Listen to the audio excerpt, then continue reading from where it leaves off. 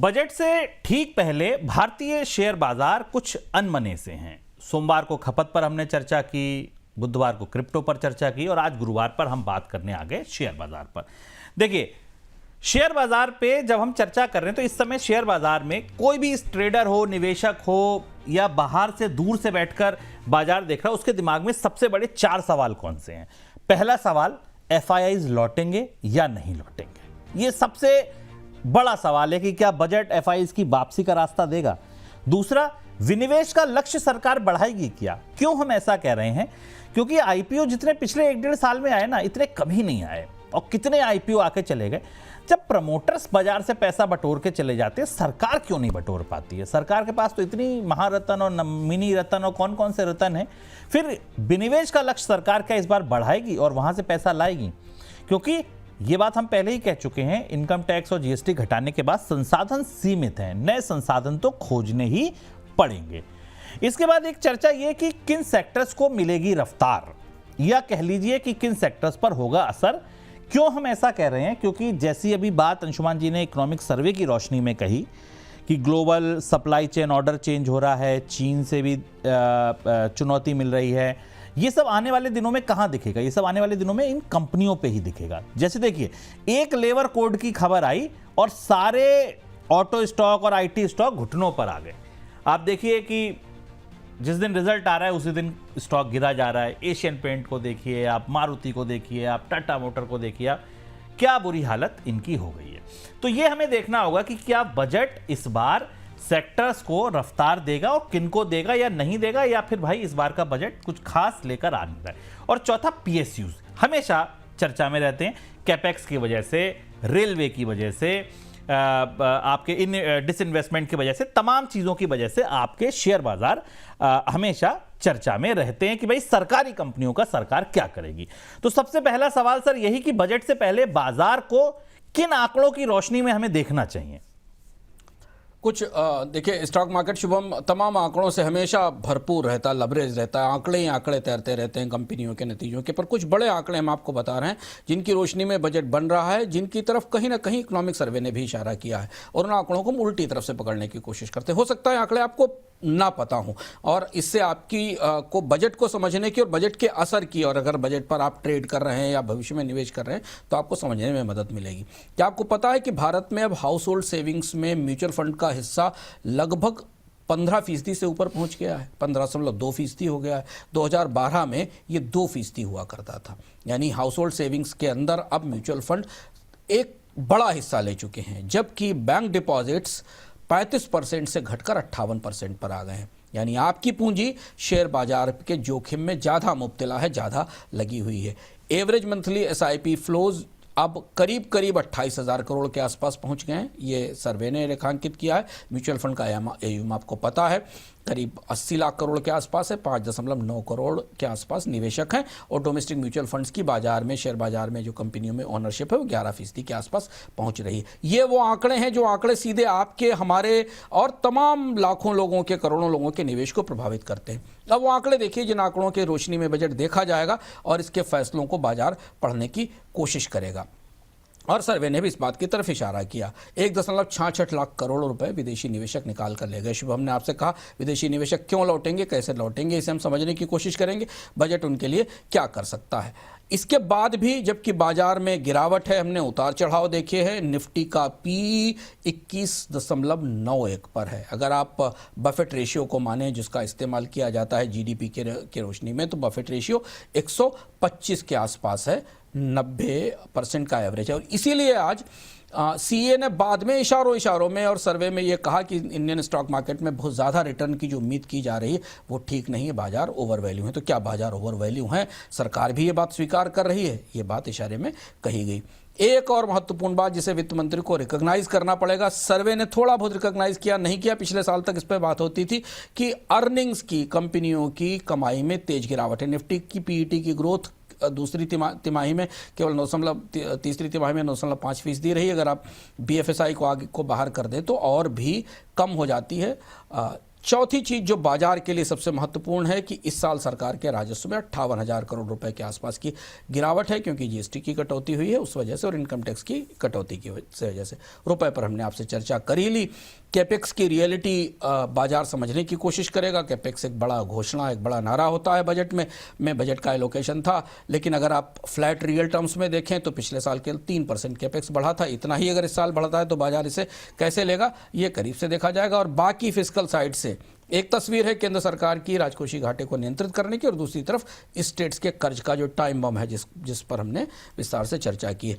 ये महत्वपूर्ण आंकड़े हैं जिन्हें लेकर आप अपने साथ बैठिएगा और इसकी रोशनी में समझने की कोशिश करिएगा। हम आगे आपको ये भी बताएंगे कि कौन से ऐसे 6-7 आंकड़े हैं जिनको सुनते हुए आप बाजार को समझने की कोशिश करें जब वित्त मंत्री का भाषण चल रहा हो। तो सर, बाजार को इस बार उम्मीदें बहुत हैं, लेकिन अगर बाजार के लिए बहुत अच्छा हुआ तो बजट कैसा होना चाहिए, मतलब जिसके बाद एकदम समझिए कि बाजार में एकदम रैली आ जाए।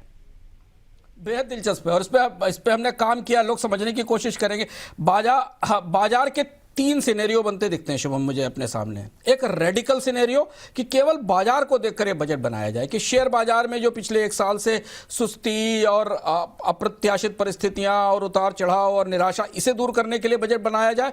तो क्या हो सकता है इस बजट में अगर प्राग्मेटिक है, बेस केस बजट आए, नुकसान ना करे बाजार का, बाजार के सेंटीमेंट को अगर बढ़ाए नहीं, तो वो कैसा बजट हो सकता है, वो कौन सी घोषणाएं हो सकती।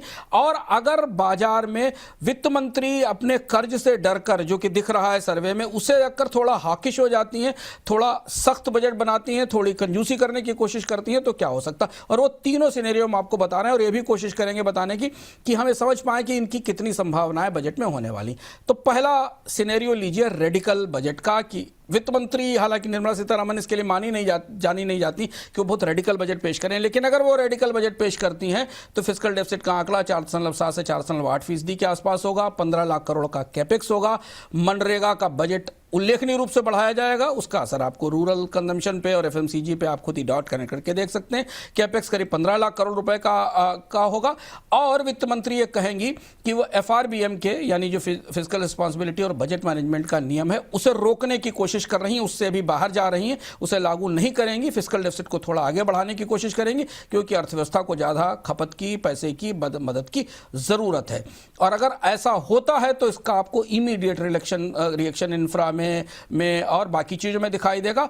बॉन्ड यील्ड्स थोड़ी बहुत बाजार में स्पाइक हो सकती हैं, विदेशी निवेशकों की बिकवाली बढ़ सकती है और रुपए में और ज़्यादा गिरावट आ सकती है। ये इसके साइड इफेक्ट्स हो सकते हैं। तो शुभम, ये पहला हुआ रेडिकल। हालांकि मेरे हिसाब से जितना मैं सर्वे को और बजट के आंकड़े और सीजीए के अकाउंट को 3-4 दिन से पढ़ रहा हूं, मुझे इसकी उम्मीद 15% ही दिखती है ऐसा बजट आने की। अगर आता है तो बड़ा सरप्राइज है।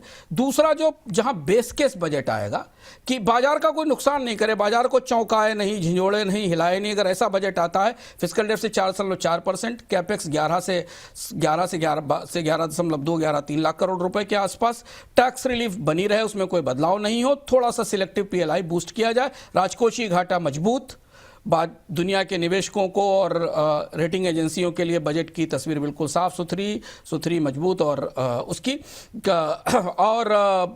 बाजार का में केवल कंजम्पशन स्टॉक्स को थोड़ा बहुत हमें उम्मीद करनी चाहिए कि सक्रियता दिखाई देगी। तीसरा है कि राजकोषीय घाटे पर बहुत सख्ती कर दें, वित्त मंत्री बिल्कुल अपोजिट हो जाए, रेडिकल से नीचे आ जाएं। हाँ, जो दूसरा वाला बेस के सिनेरियो मैंने बताया, 65% बजट इसके आसपास हो सकता है। ये मेरा एस्टीमेट है जो हम लगाने की कोशिश कर रहे हैं कि बजट आमतौर पर इसके आसपास कुछ होगा।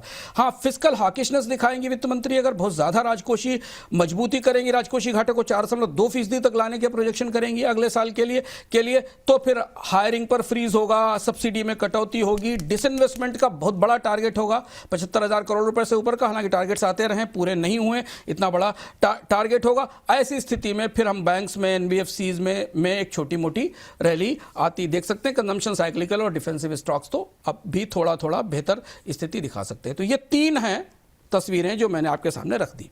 सर, आपको सबसे अच्छी तस्वीर कौन सी लग रही है? मतलब जैसे ना सर, आज हमने पोल किया, तो पोल का सवाल है जो मनोज जी ने दिया है कि क्या बजट के बाद शेयर बाजार बढ़ेगा?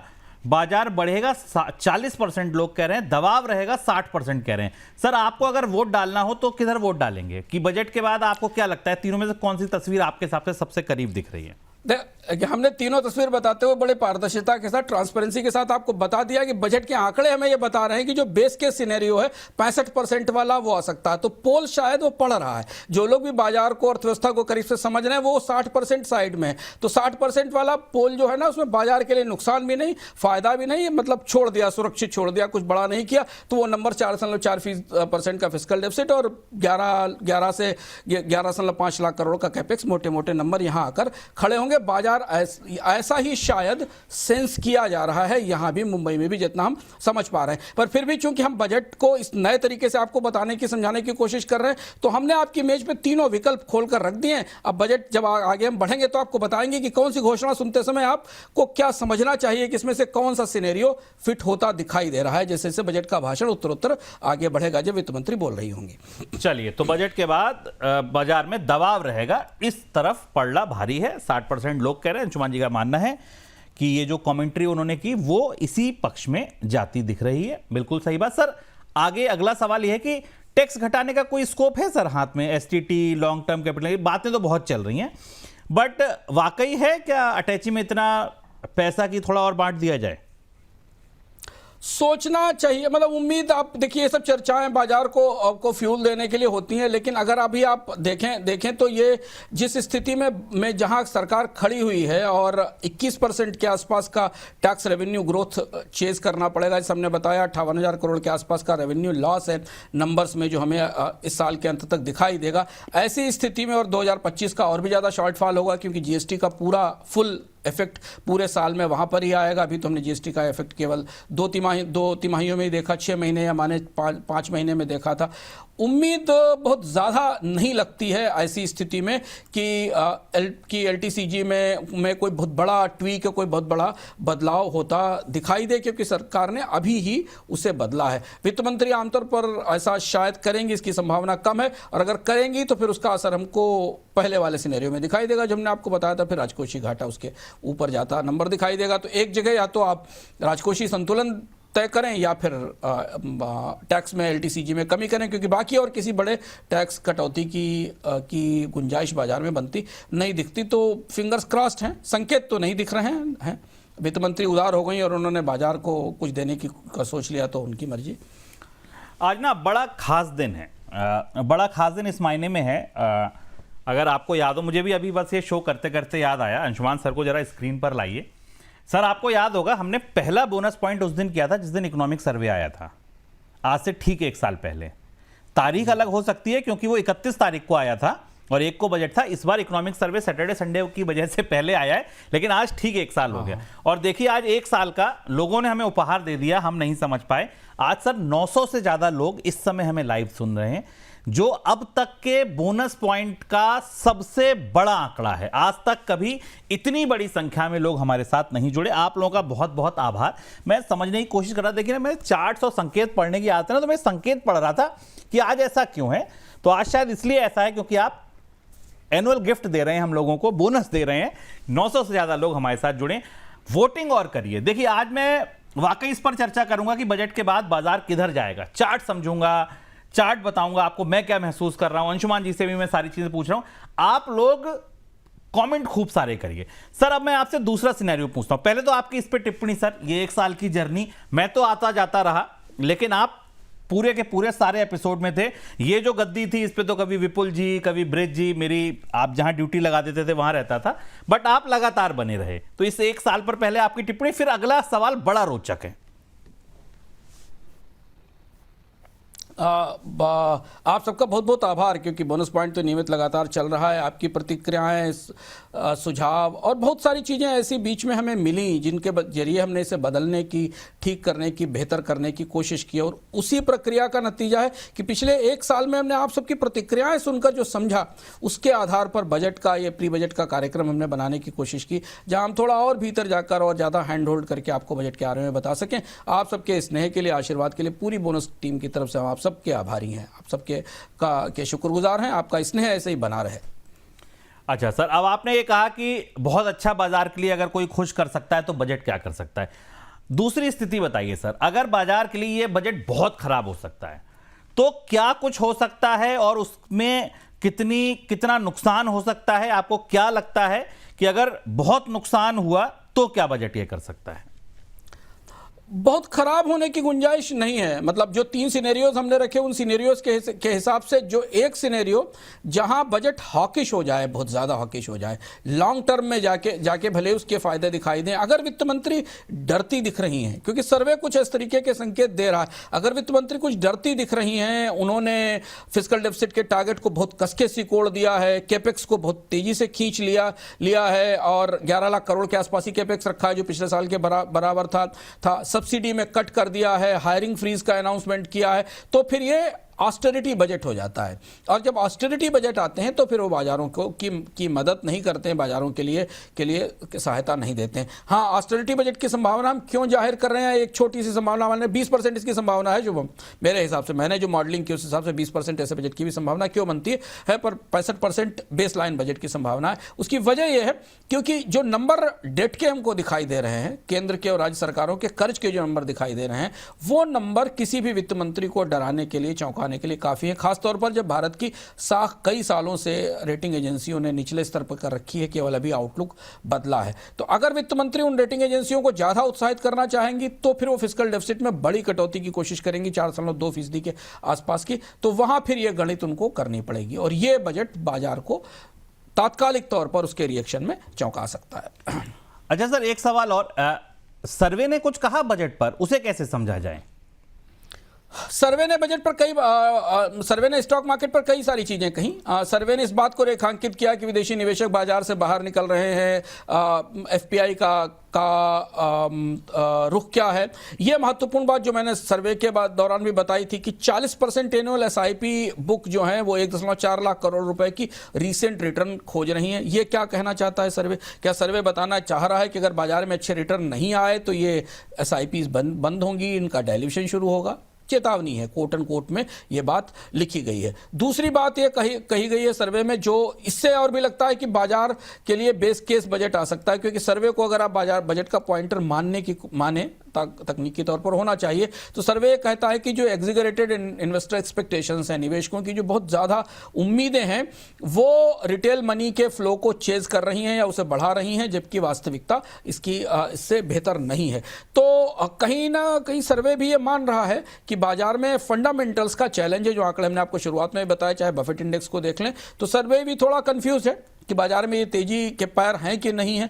तो अगर सरकार के भीतर ये लग रहा है कि रुपए की गिरावट पर नींद नहीं खोनी चाहिए, बाजार में तेजी काफ़ी ज़्यादा है और निवेशक ज़्यादा रिस्क ले रहे हैं, तो फिर वित्त मंत्री दूसरी तरफ चलेंगी, तब फिर वो बॉन्ड मार्केट को देखेंगी जो रियली बहुत ही ज़बरदस्त ढंग से खतरे के संकेत दे रहा है। तो अगर बॉन्ड मार्केट को कूल करना होगा वित्त मंत्री को, जहाँ आप देखिए शुभम, 125 बेसिस पॉइंट की रेपो रेट कट के बाद भी 10 साल की बॉन्ड यील्ड क्रेडिट कट के पहले के दौर से 30 बेसिस पॉइंट ऊपर है, जब से आरबीआई ने कट शुरू किया था इस वक्त। तो अगर वो उस बॉन्ड मार्केट को कूल करना चाहेंगी तो उन्हें फिर फिस्कल डेफिसिट में और बाकी चीज़ों में कुछ कारस्तानी करनी होगी, और अगर वो ऐसी कुछ करती हैं तो फिर बाजार थोड़ा लड़खड़ाएगा, बाजार को थोड़ा असतर्कता वाले संकेत जाएंगे।